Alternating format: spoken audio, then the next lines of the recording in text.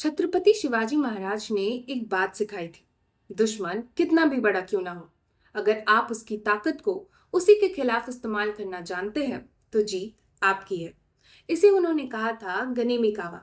लेकिन क्या आप जानते हैं कि आज 2026 में युद्ध की यह रणनीति जंग के मैदान से हटकर आपके मोबाइल के स्क्रीन पर आ चुकी है। इसे कहते हैं साइबर वॉरफेयर, जहां बिना एक भी गोली चले पूरे देश की इकोनॉमी ठप की जा सकती है। आइए जानते हैं कैसे। शिवाजी महाराज सिर्फ योद्धा नहीं, एक मास्टर इंजीनियर थे। उन्होंने 350 से ज्यादा किले बनाए। उनके किलों में गोमुखी दरवाजा जैसी तकनीक थी जो बाहर से दिखता ही नहीं था, यानी अदृश्य सुरक्षा। उन्होंने सिंधुदुर्ग जैसी समुद्री किले बनाकर नेवल सुप्रीमेसी हासिल की। उनका गनीमी कावा इसी खुफिया जानकारी और सरप्राइज अटैक पर टिका था।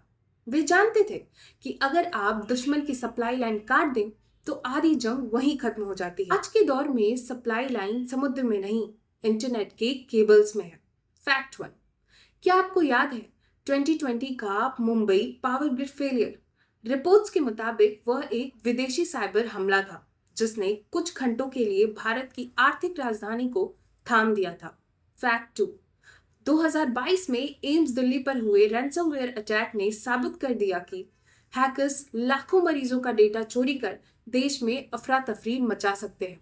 फैक्ट थ्री, एक अनुमान के मुताबिक 2026 तक ग्लोबल साइबर क्राइम की लागत $10 ट्रिलियन से ज्यादा होगी।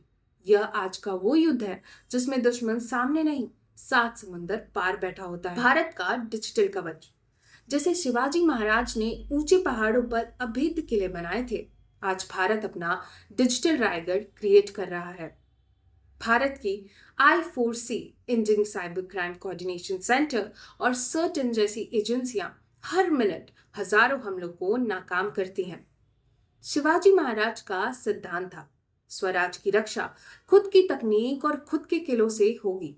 इसीलिए आज भारत आत्मनिर्भर सॉफ्टवेयर और स्वदेशी ऑपरेटिंग सिस्टम जैसे भरोस पर जोर दे रहा है ताकि विदेशी सेंधमारी रोकी जा सके।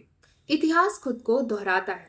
तब लड़ाई किलो की चाबियों की थी, आज लड़ाई आपके फोन के OTP और पासवर्ड की है।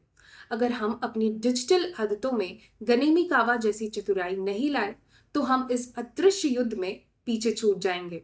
आपको क्या लगता है, क्या हमारे डेटा को विदेशी कंपनियों के सर्वर से हटाकर भारत के अपने डिजिटल किलों में लाना अनिवार्य होना चाहिए? कमेंट में अपनी राय दें। जय हिंद।